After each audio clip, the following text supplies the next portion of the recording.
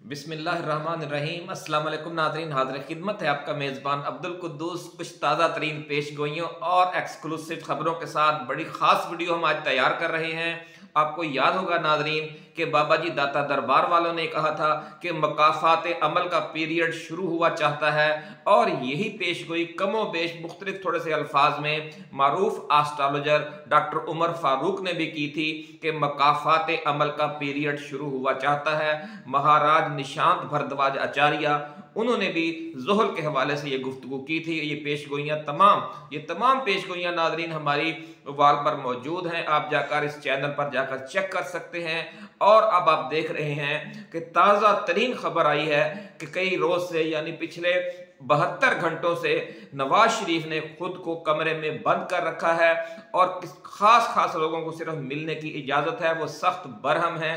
ये क्या मामला है? और इसके साथ साथ आपने देखा कि परवेज खटक ने भी सियासत से आर्जी तौर पर अलहदगी इख्तियार कर ली है और जहांगीर तरीन ने जो बहुत चहीते कहे जाते थे और इस्टेब्लिशमेंट के साथ मिलकर वो वजारत उज़्मा के भी उम्मीदवार थे और इमरान खान पर भी वो रोज़ तनकीद करते थे और उनका मजाक उड़ाते थे कि ये 1 सीट वाला लीडर था, हमारे आने से इसकी 150 सीटें हुई, जब हम चले जाएंगे तो ये दोबारा 1 सीट वाला रह जाएगा। इमरान खान तो 1 सीट वाला नहीं रहा, फिर 150 से ऊपर उसकी सीटें हैं और 100 तो धांधली के बावजूद उसे मिल गई हैं, 95 के करीब, लेकिन खुद वो 1 सीट वाला भी नहीं रहा। जहांगीर तरीन मकाफात अमल का पीरियड अब हम सबको नजर आ रहा है और बाबा जी दाता दरबार वालों का कहना है कि ये जो मकाफात अमल की चक्की है ये चलती आहिस्ता है लेकिन पीसती बहुत बारीक है। इसलिए जिन लोगों ने पिछले 40 साल के दौरान इस मुल्क को, इस कौम को, अवाम को लूटा है, ज्यादतियां की हैं और अपना पेट भरा है, उन सब के लिए अब मुकाफात अमल की चक्की चलने वाली है। और इमरान खान ने इस हवाले से जो पहला फैसला किया है वो वजीर आला खैबर पख्तूनख्वा गंडापुर अली अमीन गंडापुर को लेकर आए हैं। इससे आप अंदाजा लगा लें कि इस बार जो पीटीआई की हुकूमतें बनेंगी वफाक में, पंजाब में और खैबर पख्तूनख्वा में, उनका अंदाज कैसा होगा। मुखलिस लोग, दलेर लोग और जुर्रतमंद लोग हुकूमत में होंगे तो इंशाअल्लाहुल अजीज कानून की अमलदारी यकीनी बनाई जाएगी और ब्यूरोक्रेसी को और पुलिस को ये इजाजत नहीं होगी कि वो मनमानियां करे। नाज़रीन, इस्टेब्लिशमेंट की तरफ से अडयाला जेल में इमरान खान के साथ राब्ता करके माजी की रंजिशें भुलाने और मुस्तकबिल में मिलकर सिस्टम को आगे चलाने के मुज़ाकरात की जो खबर आई है वो मुस्लिम लीग नून पर खास तौर पर और जो पीडीएम जमातें हैं उन पर आम तौर पर बिजली बनकर गिरी है। और ये इसी का नतीजा है कि पीपल्स पार्टी ने नून लीग की जो हुकूमत है उसके साथ शामिल होने से इनकार कर दिया है। यूं भी डूबती हुई कश्ती में कोई सवार होना पसंद नहीं करता। उन्होंने कहा है आज बिलावल ने प्रेस कॉन्फ्रेंस करके कि हम पीपल्स पार्टी की हुकूमत की बाहर रहकर सपोर्ट करेंगे, यानी किनारे पर बैठकर तालियां बजाएंगे कि जो मंझदार में फंसी हुई कश्ती है वो बाहर निकल जाए। लेकिन इसने इस मंझदार में जो सियासी बहरान पैदा हो चुका है उसमें डूबना ही डूबना है। नाज़रीन, सीनियर सहाफ़ी और एंकर पर्सन नवाए वक़्त के कालम नवीस नुसरत जावेद ने इंकशाफ किया है कि मियाँ नवाज शरीफ अपने साथ होने वाले सलूक पर इस्टेब्लिशमेंट से सख्त नाला हैं और उनकी जहनी व नफ्सियाती हालत और गमो गुस्सा की शिद्दत इतनी ज़्यादा है कि उन्होंने खुद को कमरे में बंद कर लिया है और किसी को नहीं मिल रहे। सिर्फ घर के जो गिनती के 1-2 लोग हैं उनसे बात करने की जुर्रत कर रहे हैं। ना उनके कमरे में किसी को जाने का हौसला है और ना कोई जा रहा है और ना इसकी इजाज़त है। और ना ही जो पार्टी के लीडर्स हैं हुकूमत साजी के हवाले से जो सलाह मशवरे करते फिर रहे हैं, अब उन्हें मुलाकात की इजाज़त दी जा रही है और उन्हें कहा जा रहा है कि मियाँ साहब आराम कर रहे हैं। जब भी कोई मिलने के लिए जाता है उसे कह दिया जाता है कि मियाँ साहब आराम कर रहे हैं। नुसरत जावेद का कहना है कि सिर्फ आसफ जरदारी से मुलाकात के लिए वो कमरे से बाहर आए और इसके बाद उन्होंने किसी न इससे पहले 24 घंटे उन्होंने किसी से मुलाकात की और ना इसके बाद 24 घंटे या बल्कि 48 घंटे हो चुके हैं वो किसी से नहीं मिल रहे। नाज़रीन, ज़राए का ये कहना है कि मियाँ नवाज शरीफ इस्टेब्लिशमेंट के साथ साथ अपने छोटे भाई मियाँ शहबाज शरीफ पर भी सख्त बरहम हैं और उनका कहना है कि नून लीग की तबाही और उनकी सियासत और उनके बयानिए को इस इबरतनाक अंजाम से दो चार करने की जो असल जिम्मेदारी है वो शहबाज शरीफ और उनकी पॉलिसियों पर आयद होती है। वो हमेशा तौर पर ये जाली तासुर देते रहे कि उनकी इस्टेब्लिशमेंट के साथ बहुत बनी हुई है, बहुत अच्छे ताल्लुकात हैं, लेकिन आखिरकार नतीजा ये निकला है कि इन मुबैना ताल्लुकात ने नून लीग को बतौर सियासी जमात तबाही के गड्ढे में गिरा दिया है।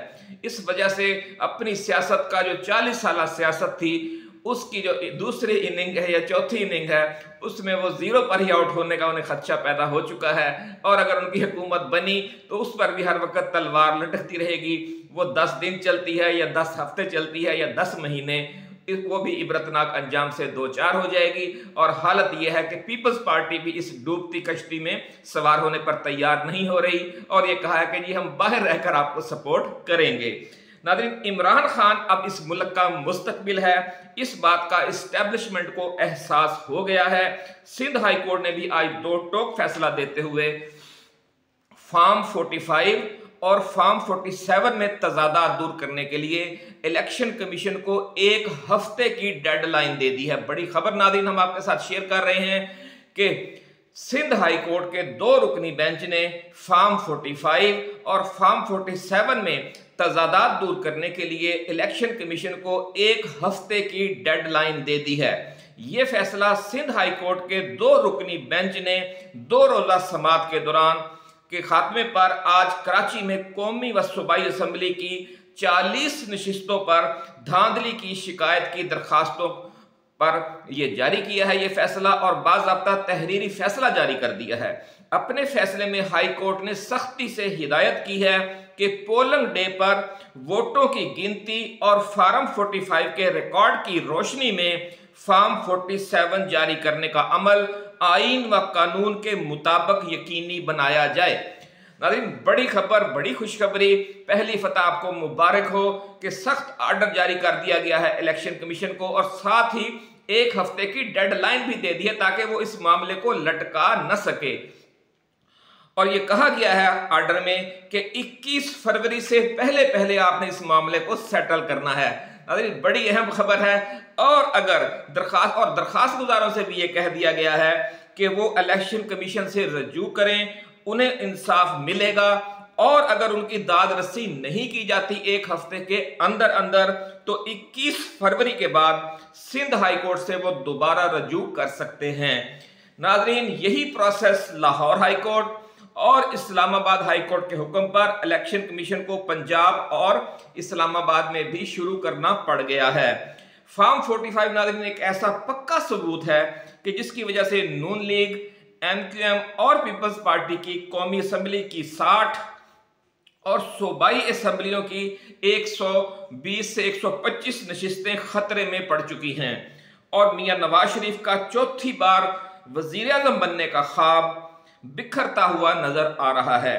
और अगर वो वजीर आज़म बन भी गए या बन भी जाते हैं तो इस केस का हाई कोर्ट और सुप्रीम कोर्ट से फैसला आने तक उनके सर पर तलवार लटकती रहेगी और उनकी हुकूमत 4 माह चले या 6 माह चले, उन्हें एक दिन भी सुकून का नसीब नहीं होगा।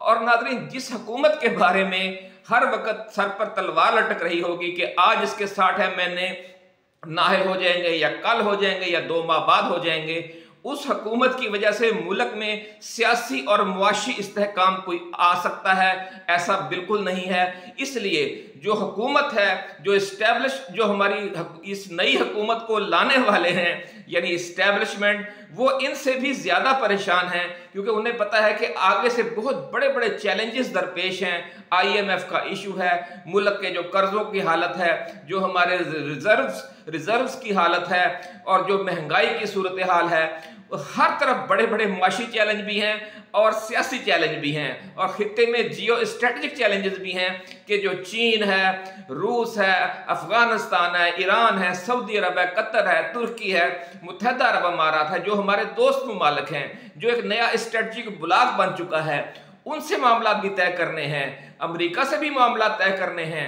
लेकिन एक ऐसी हुकूमत जिसका मुस्तकबिल इंतहाई गैर यकीनी होगा, वो किसी से एतमाद के साथ क्या बात कर सकती है। और जब दूसरे ममालिक को भी पता होगा कि ये 4 दिन के या 4 माह के मेहमान हैं, 4 दिन की चांदनी फिर अंधेरी रात, तो फिर वो उनको उतना वेटेज भी नहीं देंगे जितना पाकिस्तान के एक सरबराह हुकूमत को मिलना चाहिए। इसलिए ये जो तजर्बा करने चाह रहे हैं, इंतहाई अफसोसनाक नतायज के अलावा इसका कोई नतीजा नहीं निकलने वाला। और ये आईना नवाज शरीफ को नजर आ गया है कि मेरे साथ अब क्या होने जा रहा है। इसीलिए उन्होंने खुद को कमरे में बंद कर रखा है और एक खुद सोच रहे हैं कि इन हालात में मुझे क्या करना चाहिए। और ज़राए का ये कहना है कि इस दौरान वो कोई हैरान कुन फैसला भी कर सकते हैं और वजारत उज़्मा ना लेने का फैसला भी कर सकते हैं।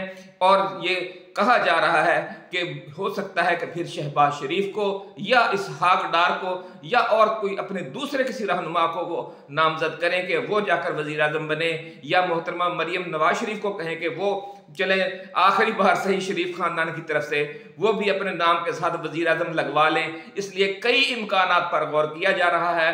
जब इस हवाले से कोई मज़ीद पेशरफ्त होगी हम आपके साथ ज़रूर शेयर करेंगे। इजाज़त दीजिए, अल्लाह हाफिज़। पाकिस्तान जिंदाबाद।